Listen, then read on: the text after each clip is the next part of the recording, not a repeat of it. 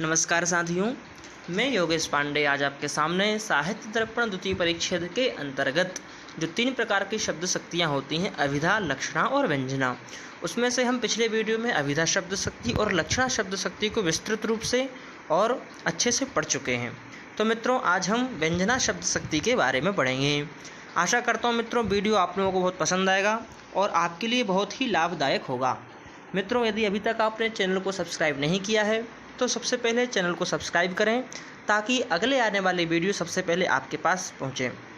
चलिए मित्रों, तो हम शुरू करते हैं। व्यंजना। आचार्य विश्वनाथ के मतानुसार साहित्य दर्पण के अंतर्गत व्यंजना शब्द शक्ति ही का लक्षण है।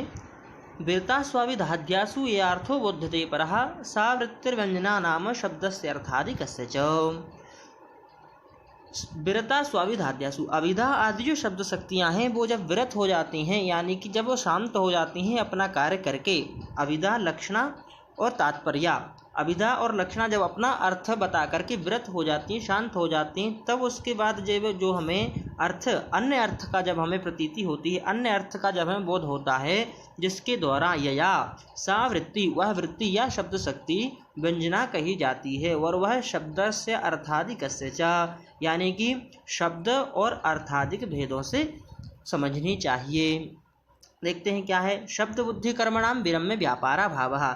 शब्द, बुद्धि और कर्म इनके विरम यानी कि इनका विराम होने के बाद व्यापार का अभाव, यानी कि शब्द, बुद्धि और कर्म इनमें विराम के अनंतर फिर व्यापार नहीं होता, व्यापार का अभाव हो जाता है। उसी प्रकार से अभिधा, लक्षणा और तात्पर्य जो वृत्तियां होती हैं, यह खुद के स्वम अर्थम बोधयित्वा, खुद के अर्थों को बता करके उपक्षीणासु यानी समाप्त होने के बाद हमें जब अन्य अर्थ की प्रतीति होती है, बोधन होता है, वह जिसके द्वारा होता है वह शब्दस्य अर्थस्य यानी शब्दनिष्ठ, अर्थनिष्ठ, प्रकृतिनिष्ठ, प्रत्ययनिष्ठ और उपसर्गादि निष्ठ शब्द शक्ति व्यंजना नामक होती है। और उसको हम ध्वनन, गमन, प्रत्यायन आदि के द्वारा भी जाना जाता है या समझना चाहिए।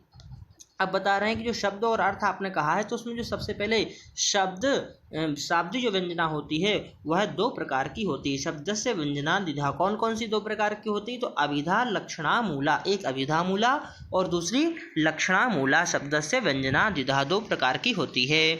अब अभिधा मूला जो कहा है ये क्या है, तो बता रहे हैं अनेकार्थस्य शब्दस्य संयोगादिर नियंत्रिते एकत्रार्थेन्यधि हेतुर्व्यंजना साभिधाश्रया।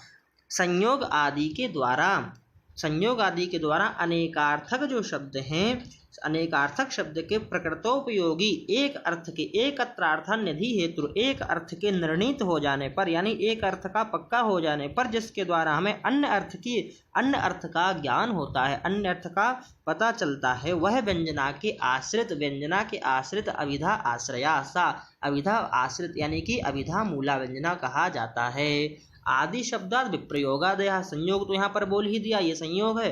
और आदि शब्द से क्या पता पड़ता है कि जो विप्रयोग आदि हैं वह क्या है, विप्रयोग आदि किसके द्वारा हमें अन्य अर्थों का पता पड़ता है। और बहुत सारे अर्थ जहाँ पर होते हैं उसके बाद हमें एक अर्थ में निर्णीत करना होता है जिसके अन्य अर्थ की हमें प्रतीति होती है, तो वह इनके द्वारा होती है। इनके द्वारा यानी कि संयोग, विप्रयोग, सहचर्य, विरोधिता इनके द्वारा होती। तो ये क्या है, हम इनको पढ़ते हैं। संयोगो विप्रयोगश्च साहचर्यं विरोधिता अर्थः प्रकरणं लिंगम शब्दस्यान्यस्य सन्निधिः सामर्थ्यम् औचिति देशः कालो व्यक्तिः स्वरादयः शब्दार्थस्यानवच्छेदे विशेष स्मृति हेतवः। अब आप मित्रों इसको या तो लिख लो श्लोक को, या फिर ध्यान रखना कि एक एक के उदाहरण यहाँ पर क्रमशः चलेंगे। सबसे पहले संयोग का, फिर विप्रयोग का, साहचर्य का, विरोधिता का, इस प्रकार से इसमें उदाहरण हम क्रमशः समझेंगे ये अभिधा मूला व्यंजना के।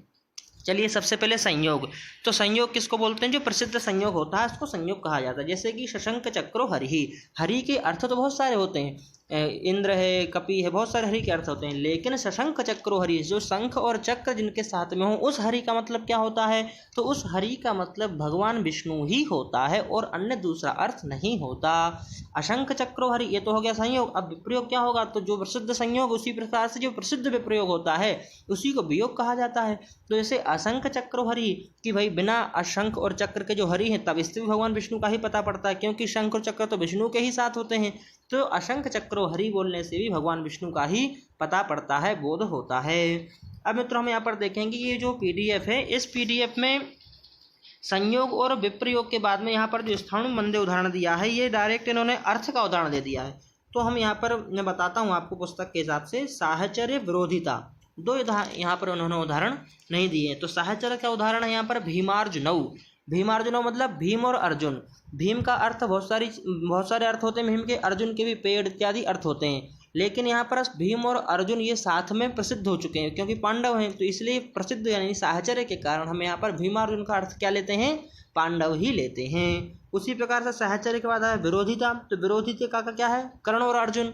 तो कर्ण के भी अलग अर्थ होते हैं, अर्जुन के भी अलग अर्थ होते हैं, लेकिन विरोध क्योंकि इन दोनों के प्रसिद्ध महारथी थे दोनों, और दोनों भाई भी थे, लेकिन विरोधिता के कारण इन दोनों की लड़ाई बहुत भयंकर वाली लड़ाई थी, इसलिए विरोध इनका अत्यधिक था। विरोध के कारण हम यहाँ पर क्या लेंगे, कर्ण और अर्जुन का अर्थ यहाँ पर वही कर्ण और अर्जुन जो पांडव का, और भीम जो है कर्ण जो है सूतपुत्र कर्ण या फिर दुर्योधन का मित्र जो कर्ण है वहाँ वही यहाँ पर हम लेंगे। अब इसके बाद अर्थ का यहाँ पर उदाहरण दिया है स्थाणुबंधे। स्थाणुबंधे, स्थाणु का मतलब होता है कि खंबा होता है, लेकिन यहाँ पर बंदे और अर्थ यानी कि प्रयोजन से पता पड़ता है कि ये जो अर्थ यहाँ पर जा रहा है भगवान स्थाणु का अर्थ जो जा रहा है भगवान शिव को ही जा रहा है। उसके बाद प्रकरणम सर्वम जानाति देवः, जो देव हैं वो सब कुछ जानते हैं। तो यहाँ पर देव का मतलब कोई भगवान नहीं है, देव का मतलब यहाँ पर प्रकरण के हिसाब से कोई मंत्री अपने राजा को बोल रहा है कि सर्वम जानाति देवः, देव या राजा का वो यहाँ पर राजा को बोल रहा है, तो ये हमें प्रकरण के हिसाब से ही पता पड़ेगा कि यहाँ पर देव का मतलब क्या है। तो देव का मतलब राजा है। अब ये हो गया प्रकरणम। लिंगम क्या है कि कुपितो मकरध्वज, जो मकरध्वज है वो कुपित। मकर ध्वज का मतलब समुद्र भी होता है, लेकिन जो समुद्र होता है वह कुपित नहीं हो सकता। कुपित मतलब कुपित अर्थ उसमें नहीं जाएगा लिंग में, इसलिए यहाँ पर जो कुपित और मकर ध्वज का अर्थ क्या होगा, मकर ध्वजा कामः, यानी कि जो कामदेव है वह अर्थ जाएगा। अब शब्द से अन्य शब्द से सन्निधि, तो शब्द की अन्य शब्द के सन्निधि कैसी, देवः पुरारी। अब यहाँ पर देव शब्द के तो बहुत सारे अर्थ होते हैं, लेकिन पुर का मतलब भगवान शंकर होता है, तो इसलिए यहाँ पर भगवान शिव, पुरारी मतलब भगवान शिव को हम समझेंगे, किस लिए, अन्य शब्द की सन्निधि के साथ में। देव की किसके साथ सन्निधि हो रही, पुर के साथ में, इसलिए पुर का मतलब हम पुरारी का मतलब भगवान शिव समझेंगे।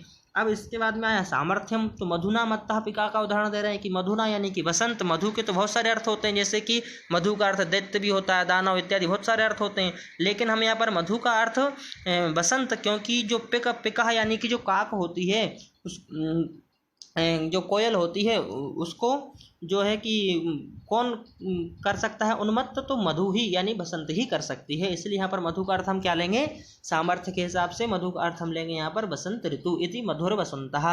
अब बोल रहे हैं पातु वो दयिता मुखम।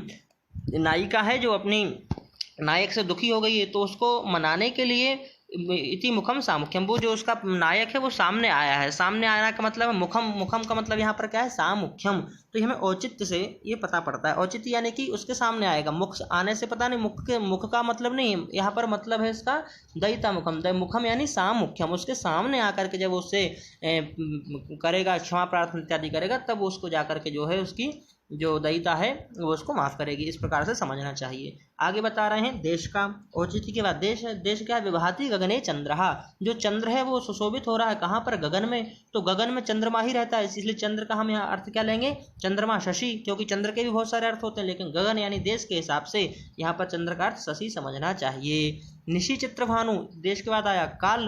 काल यानी कि चित्रभानु जो है इसका मतलब है अग्नि, और चित्रभानु का मतलब सूर्य, और चित्रभानु के बहुत सारे अर्थ होते हैं, लेकिन निशि बोला है तो निशि में सूरज तो हो नहीं सकता, तो क्या होगा, तो चित्रभानु अग्नि, रात में आग जलाते हैं हम सब लोग, तो चित्रभानु का मतलब यहाँ पर रात्रि के कारण, शब्द के कारण यहाँ पर क्या होगा, काल के कारण बन्नी यानी अग्नि समझना चाहिए। भाति रथांगम इति रथांगम नपुंसकतया, ये व्यक्ति का उदाहरण है। किस प्रकार का व्यक्ति, बोल रहे हैं भारती रथांगम, रथांगम सुशोभित हो रहा है, तो नपुंसक व्यक्ति, नपुंसक है रथांगम, इसलिए व्यक्ति का हमें क्या पता पड़ रहा है कि रथांगम चक्रम, चक्रवाक नहीं अपितु चक्र, यहाँ पर नपुंसक के कारण हम यहाँ पर रथांग का अर्थ चक्र लेते हैं। स्वरस्तु वेद एवं, अब बता रहे हैं कि जो स्वर है, जो हमने स्वर का बोला है, उसके तो बहुत सारे उदाहरण होते हैं। स्वरस्तु वेद एवं विशेष प्रति, मतलब स्वर को वेद में ही कहा जाता है, इसलिए हमने उसका यहाँ पर विशेष प्रतीतिकृत एवं न काव्य इति तस्य विशेषो विषयो न उदाहरता, मतलब हमने उसका यहाँ पर उदाहरण नहीं दिया है। लेकिन हम यहाँ पर और जो दूसरे कवि हैं, साहित्य के कवि हैं, वो बोल रहे हैं कि इदम चक्के पेशा माना आहू, बहुत सारे जो हैं बोल रहे हैं कि कोई लोग इसको सहन नहीं करते हैं करके कहते हैं कि स्वरोपी काकवादी रूपः काव्य विशेष प्रतीति, जो स्वर होते हैं वो काकवादी कंठस्वर काव्य में विशेष प्रतीति की और विशेष अर्थ की प्रतीति कराते हैं। तो उदात्त आदि स्वर भी भरत मुनि के, मुनि का मतलब यहाँ पर भरत मुनि है कि जो उदात्त आदि जो स्वर हैं वह भी भरत मुनि के कथनानुसार श्रृंगार आदि का प्रत्यायक यानी श्रृंगार आदि को बताने वाले होते हैं। श्रृंगार आदि विशेष प्रतीतिकृत एव इति एतद विषये उदाहरणम उचितम एव इति बोल रहे हैं, इसलिए क्योंकि भरत मुनि ने भी पढ़ा है इसलिए इसको मानना चाहिए। करुणा आदि रस में अनुदात श्रुत करना चाहिए इत्यादि स्वर नियम लिखा गया है। तो बोल रहे हैं तन्ना, यह बात ठीक नहीं है, क्योंकि काकु आदि अथवा जो दूसरे उदात्त आदि स्वर हैं वह केवल व्यंग अर्थ की व्यंग्य रूपम एवं विशेषम प्रत्यायंती, वह केवल व्यंग्य उदात्त आदि जो होते हैं व्यंग्य यानी श्रृंगार आदि का ही केवल विशेष अर्थ बताते हैं, विशेष अर्थ की प्रतीति कराते हैं। न खलु प्रकृत उक्तम अनेकार्थम शब्द से अनेकार्थिक नियंत्रण रूपम विशेषम, क्योंकि हम तो यहाँ पर व्यंजना समझा रहे हैं जहाँ पर अनेक अर्थ वाले शब्द किसी विशेष एक अर्थ का नियंत्रण होकर के जिसकी प्रतीति कराएं तो वो तो हो नहीं सकता। किंच इसके अतिरिक्त पूर्वोक्त जो कहा गया है प्रकरण आदि का नियम न रहने के कारण अनेकार्थक शब्दों के दो अथवा उससे अधिक जो अर्थ होते हैं, प्रकरण आदि में जो नियम के द्वारा अनेकार्थिक शब्दों का कहा गया है वह अनेकार्थक शब्दों के दो अथवा अधिक अर्थ अनियंत्रित रूप से प्रकट होते हैं। और वहाँ पर यदि क्या होगा नियमनम वाच्यम तदा तथा विधस्थले श्लेषानांगीकार प्रसंगः न च तथा अतएवाहु श्लेष निरूपण प्रस्तावे, यदि हम वहाँ पर अनेकार्थक शब्दों के दो से अथवा अधिक अर्थ ले लेते हैं तो वह अनियंत्रित रूप से प्रकट होते हैं, क्योंकि वहाँ पर अनुकूल स्वर के कारण यदि एक ही अर्थ की उपस्थिति मानी जाएगी तो ऐसे यानी कि जहाँ पर श्लेष इत्यादि अलंकार होते हैं उनका परित्याग करना पड़ेगा। बोले ऐसा नहीं है, नाच तथा अतएवाहु श्लेष निरूपण प्रस्तावे, इसलिए कहा गया है जहाँ पर श्लेष का हम प्रस्ताव करते हैं कि काव्य मार्गे स्वरो न गण्यते, काव्य में स्वरों की गणना नहीं करना चाहिए। इति च नया, इस प्रकार से जो न्याय है नए बताया गया है। एतावन मात्र इति अलम उपजीव्यानां मान्यानां व्याख्यानेषु कटाक्ष निक्षेपेण, जो बड़े बड़े उपजीव्य यानी जो बड़े बड़े मानी लोग हैं, बड़े बड़े कवि हैं, हम इतना ही अलम समझते हैं उनका खंडन करने के लिए, और आगे हम शास्त्र को ज़्यादा नहीं बढ़ाएंगे। आदि शब्दाद एतावन मात्रस्तने इत्यादि हस्तादि चेष्टादि स्तनादीनां कमलकोरकाद्यागारत्वम् एवं एकस्मिन् अर्थे, अब बता रहे हैं इसी प्रकार से एकस्मिन् अर्थ यानी एक अर्थ में अभिधा का नियंत्रित करके या शब्द से अर्थ से अन्यार्थ बुद्धि हेतु शक्ति ही, यानी कि अभिधा आदि का नियंत्रित करके अन्य अर्थ का जो हमें प्रतीति कराती है वह शब्द शक्ति सा अभिधा मूला व्यंजना, उसको हम अभिधा मूला व्यंजना कहते हैं। यथा मम तात्पादानां महापात चतुर्दश भाषा विलासिनी भुजंग महाकवि श्री चंद्रशेखर सांदीप ग्रहिकाणाम, ये अपने महातात्पाद यानी कि इनके जो पिताश्री के पिताश्री हैं उनका उदाहरण दे रहे हैं कि वो चतुर्दश भाषा विलास 14 प्रकार की भाषाओं के जानने वाले थे और ईश्वर श्री चंद्रशेखर उनका नाम था। उनका उदाहरण ये दे रहे हैं कि दुर्गा लंघित विग्रहो मनसजम सम्मीलयं तेजसा प्रोद्यत राजकलो गृहीत गर्मा विश्वभ्रतो भोगिभिः नक्षत्रेश कृते क्षणो गिरिगुरम गाढ़ां रुचिम धारयन गामाक्रम्य विभूति भूषित तनु राजत्युमा वल्लभः। यह पद किसका है? तो यह पद्य उमा नामक, ये उमा लिखा है, उमा नामक रानी के प्रति भानुदेव यानी उनके वल्लभ जो भानुदेव की प्रशंसा में लिखा गया है।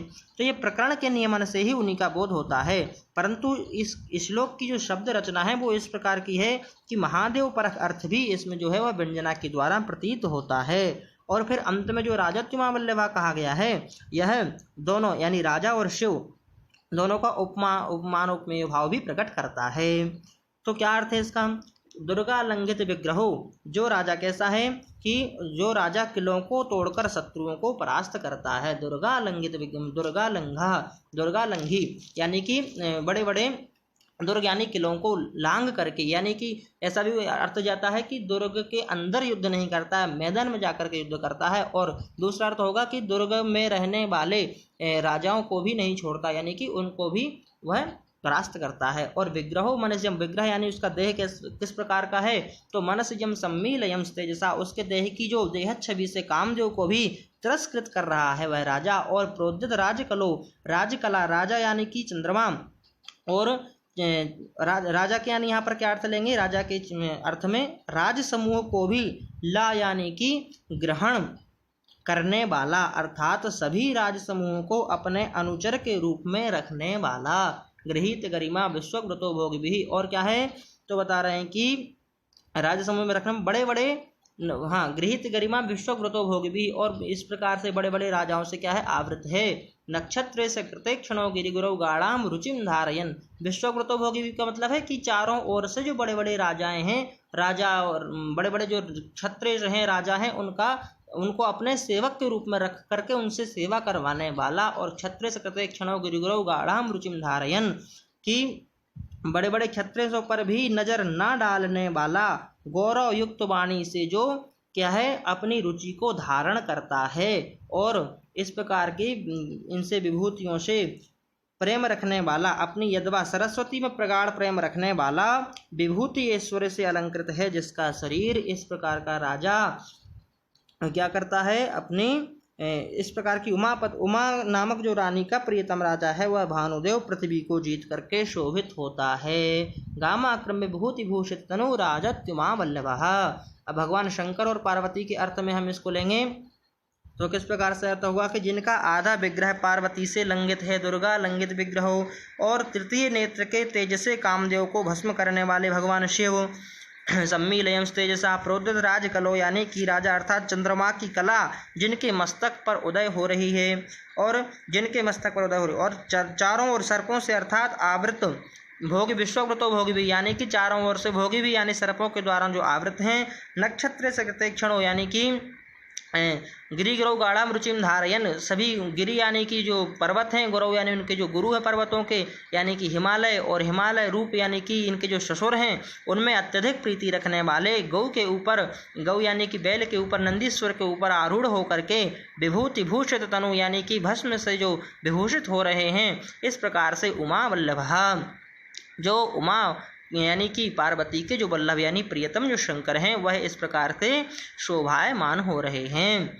तो यह जो अर्थ है यह किसके द्वारा यहाँ पर निकल रहा है, यह अर्थ निकल रहा है प्रकरण के अभिधा उमा, प्रकरणेन अभिधया उमा वल्लभ शब्द से उमा नामनी महादेवी और वल्लभ भानुदेव नृपति रूपे अर्थे नियंत्रिते व्यंजनैव गौरी वल्लभ रूपा अर्था बोध्यते। व्यंजना के द्वारा ही यह गौरी वल्लभ अर्थ यहाँ पर जो है कि हमें प्रतीत होता है। ये तो हो गई शाब्दी व्यंजना की हमने पढ़ा अभिधा मूला। अब शाब्दी व्यंजना का ही बता रहे हैं लक्षणा मूला किसको बोलेंगे, तो उदाहरण देते हैं। लक्षणों, उदाहरण नहीं, इसका परिभाषा बता रहे हैं कि लक्षणोपास्यते यस्य कृते तत्तु प्रयोजनम या प्रत्यायते सा स्याद् व्यंजना लक्षणाश्रया। लक्षणोपास्यते यानी जिसके लिए लक्षणा का आश्रयण किया जाता है, आश्रय लिया जाता है, वह प्रयोजन जिस शक्ति के द्वारा प्रतीत होता है वह शक्ति व्यंजना लक्षणाश्रया यानी लक्षणा मूला व्यंजना कहलाती है।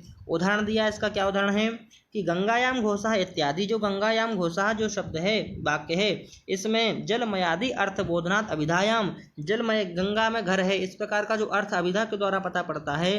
गंगा के जल में घर होना, फिर गंगा के जल में तो घर हो नहीं सकता, तो तट आदि में घर होना, ये हमें लक्षणा के द्वारा पता पड़ता है। अब तट आदि में घर होने के बाद भी लक्षणा खत्म हो जाती, फिर शीतत्व पावनत्वातिशय यानी कि शीतल गंगा जल बह रहा है और तट पर होने के कारण जो पवित्र है इसलिए वहाँ पर है। तो ये जो हमें अर्थ का पता पड़ता है, बोधन होता है, यह किसके द्वारा होता है, तो यह लक्षणा मूला व्यंजना के द्वारा पता लगता है।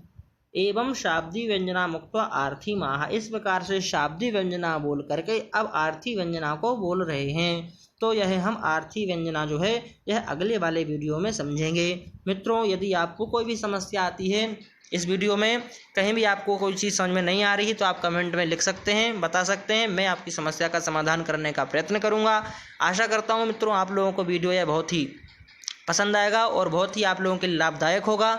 और यदि आप लोगों को पसंद आता है तो लाइक शेयर अवश्य करें। जिन लोगों को ज़रूरत है साहित्य दर्पण और ऐसे विषयों की, उनके पास तक यह वीडियो अवश्य पहुंचाएं। वीडियो देखने के लिए बहुत बहुत धन्यवाद।